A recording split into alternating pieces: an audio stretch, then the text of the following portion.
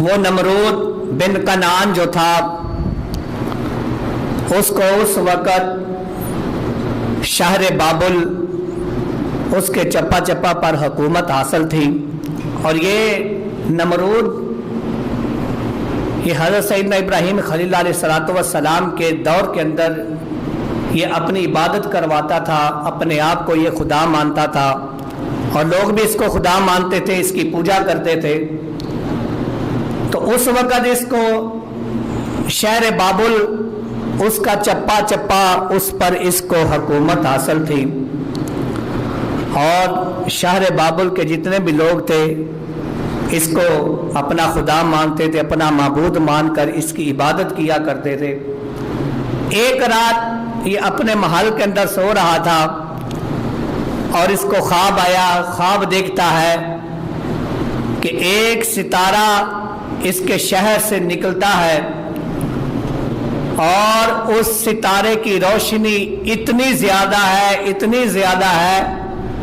کہ اس کی روشنی کے آگے چاند اور دیگر ستاروں کی روشنی کم پڑ گئی ہے۔ اس ستارے کی روشنی،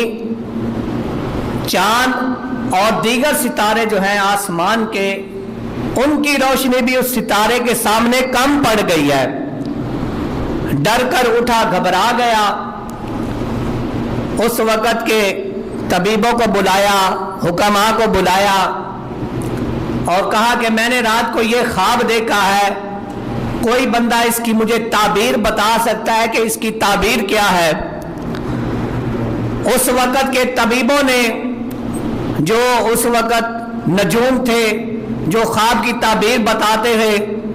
ان لوگوں نے نمرود سے کہا کہ اے نمرود، اب تیرے اس شہر بابل کے اندر ایک بچہ پیدا ہونے والا ہے کہ جس نے تیری بادشاہت، تیری سلطنت کو نیست و نابود کر کے رکھ دینا ہے۔ اور ابھی تک وہ بچہ، ان نجومیوں نے کہا کہ ابھی تک وہ بچہ اپنے باپ کی پشت سے ماں کے شکم کے اندر وہ منتقل نہیں ہوا، ابھی تک اس بچے کی ولادت نہیں ہوئی۔ یہ اب نجومیوں نے پہلے خبر دے دی اس کو کہ وہ بچہ اب آنے والا ہے کہ جس نے تیری بادشاہت کو نیست و نابود کر دینا ہے۔ اب تو اس کو لینے کے دینے پڑ گئے۔ اس نے یہ سوچا اگر وہ بچہ جس کی یہ بشارت دے رہے ہیں، جس کے بارے میں یہ بتا رہے ہیں، اگر وہ اس کی ولادت ہو جاتی ہے تو میری تو بادشاہت پھر نیست و نابود ہو جائے گی، ختم ہو جائے گی، لوگ تو اس کے پیچھے چلیں گے۔ اب اس نے شہر بابل کے اندر اعلان کروا دیا، اور 18 کے قریب اس نے نگران مقرر کر دیے، اور لوگوں کے اندر یہ اعلان کر دیا بھی کوئی بھی بندہ اپنی عورت کے رات کو قریب نہ جائے۔ اور جب اس نے نگران مقرر کیے،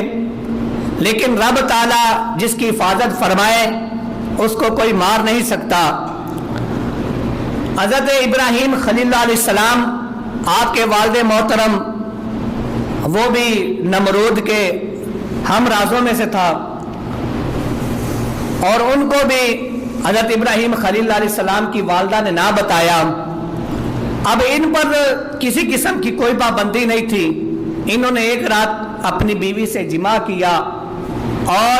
جب جماع کیا تو دوسرے دن پھر نجومیوں نے نمرود کو بتایا کہ آج کی رات وہ بچہ اپنے باپ کی پشت سے اپنے ماں کے شکم کے اندر منتقل ہو چکا ہے۔ اب جب یہ اس کو بشارت ملی، اس نے پھر دائیاں مقرر کر دی شہر کے اندر۔ اس نے کہا کہ ہر گھر کے اندر جاؤ، اور جہاں پر بھی بچہ ہونے والا ہے یا جس عورت کو حمل ٹھہرا ہوا ہے، ان کی مجھے آ کر تم کیا کرو، رپورٹ دو۔ اور اس نے لوگوں کو کہا کہ جو ہی تم نے کوئی بچہ دیکھنا پیدا ہوا ہے، اس کو بلا کسی حکم کے تم نے کیا کر دینا ہے، قتل کر دینا ہے۔ حضرت سیدنا ابراہیم خلیل اللہ علیہ السلام کی والدہ، آپ کو جب یہ پتا چلا کہ نمرود نے یہ اعلان کروا دیا ہے، اور آپ کی والدہ نے کیا کیا، ابھی تک آپ کی ولادت نہیں ہوئی، ولادت سے پہلے حضرت سیدنا ابراہیم خلیل اللہ علیہ السلام کی والدہ اپنے حمل کے ساتھ شہر سے باہر ایک غار تھی اس کے اندر آپ تشریف لے گئیں اور وہاں پر آپ اکیلی تھی، وہاں پر آپ گئیں اور سیدنا ابراہیم خلیل علیہ السلام کی وہاں پر ولادت ہوئی، اور نمرود کے ڈر سے آپ کی والدہ ماجدہ نے آپ کو وہیں پر چھوڑ دیا، اور غار کے دروازے کے آگے آپ نے ایک پتھر رکھ دیا کہ کہیں ایسا نہ ہو کوئی ادھر آئے اور میرا یہ جو راز ہے وہ کہیں فاش نہ ہو جائے۔ حضرت سیدنا ابراہیم خلیل علیہ السلام کی والدہ ماجدہ آپ کو وہیں پر اکیلا چھوڑ کر گھر آ گئیں۔ والد محترم نے پوچھا اپنی بیوی سے کہ بتاؤ کیا ہمارے ہاں کوئی بچہ پیدا ہوا تھا؟